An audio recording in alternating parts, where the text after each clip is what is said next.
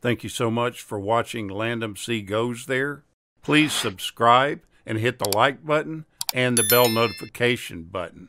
The Andromeda Strain is a 1971 American science fiction thriller film that was produced and directed by Robert Wise, and it's based on Michael Crichton's 1969 novel that bears the same name.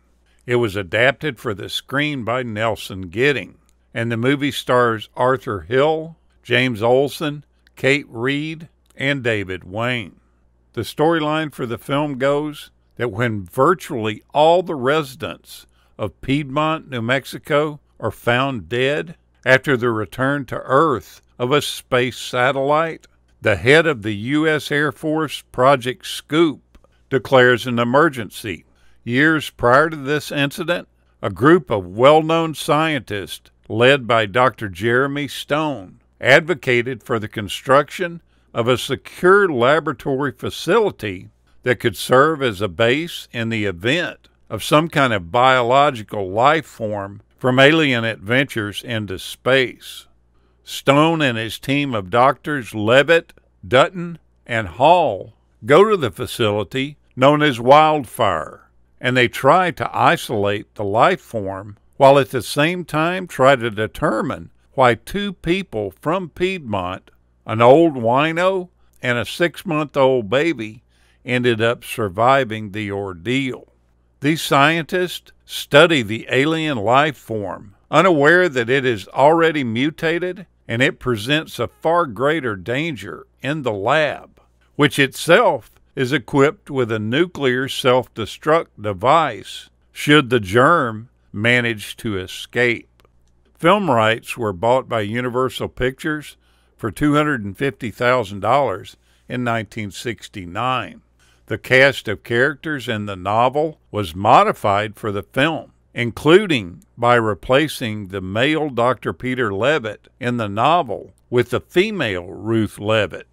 The screenwriter Nelson Gidding suggested this change to Wise, who at first was not enthusiastic about it, as he initially pictured the female Dr. Levitt as a character reminiscent of Raquel Welch's character in the 1966 film Fantastic Voyage. When Gidding explained his take on Levitt, Weiss resolved the question by asking the opinion of a number of scientists who were unanimously enthusiastic about the idea. Eventually, Weiss came to be very happy with the decision to make Levitt female, feeling that Kate Reed's Dr. Levitt was one of the most interesting characters in the entire movie. The patient you see in the film that was known as Jackson states that he drinks squeeze, otherwise known as sterno, or canned heat. It's a gelled fuel made of ethanol and methanol that is sold in short, wide cans with resealable lids. When lit, it produces a low, even flame and is used primarily for heating food, as in chafing dishes. Although it's poisonous to drink, it became popular during Prohibition, particularly in homeless camps. The product would be placed in cheesecloth or a sock and squeezed to produce the liquid alcohol, which would then be mixed with fruit juice, which would then be called jungle juice. The nickname for it, squeeze, is taken from this squeezing process of extracting the alcohol. The screenwriter for the film, Gidding, read numerous scientific fiction books while researching his work for the movie. To further his self-education, he attempted to look up all the items that were listed in the bibliography section of Crichton's original book. To his surprise, he discovered they were all made up, as the book is a complete work of fiction. In fact, as you peruse the list, you will notice that several items are credited to characters in the novel. The screenwriter took this lesson to heart and imaginatively created most of the technical jargon that's used in the movie, especially for the highly detailed printed props and the station-wide announcements heard throughout the lab. The film was made before the era of CGI, forcing the filmmakers to rely totally on practical effects. For example, the rotating holographic display of the facility layout was created using a projector and a simple piece of cardboard that was raised as each level was added. The lab set design called for 5 circular levels, each painted a different color. In reality, only one small section of a circular hallway was created.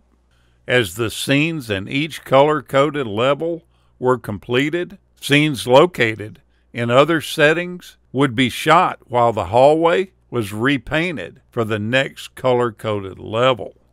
The computer error code that you see in the film is 601, and it occurs because the system is overloaded while trying to simulate Andromeda's growth and mutation.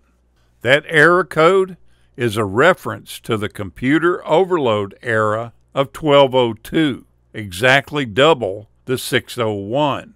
This occurred on the Apollo missions when the LIM made its first lunar descent. Though this movie is rated G, which is pretty hard to believe, there is a scene that features the nude upper body of a woman for several seconds, as the 2 doctors are touring Piedmont and viewing the victims in split screen. At that time, the rating system was in flux, and a number of films slipped through that actually deserved a PG rating. Despite the G rating, some of the movie posters included a warning that content was too strong for children. Now, one of the most disturbing scenes in the film for me is where the monkey is killed by being placed in a large set that's filled with carbon dioxide. The monkey is originally in a cage that contains oxygen, and once they open the door, the animal is rendered unconscious by CO2. And it's really disturbing to watch. It was all filmed with the approval of ASPCA, who was present during the filming of that scene. While the monkey was filmed suffocating on the CO2, Assistant Director James Fargo was standing just off camera, wearing scuba gear and holding a second oxygen source. The monkey was revived in just seconds after going unconscious.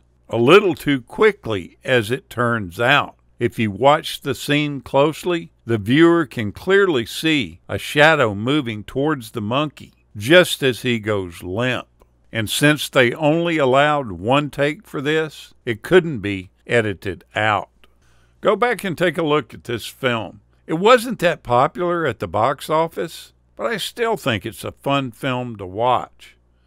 Thank you so much for watching, and we'll continue to chase the classics.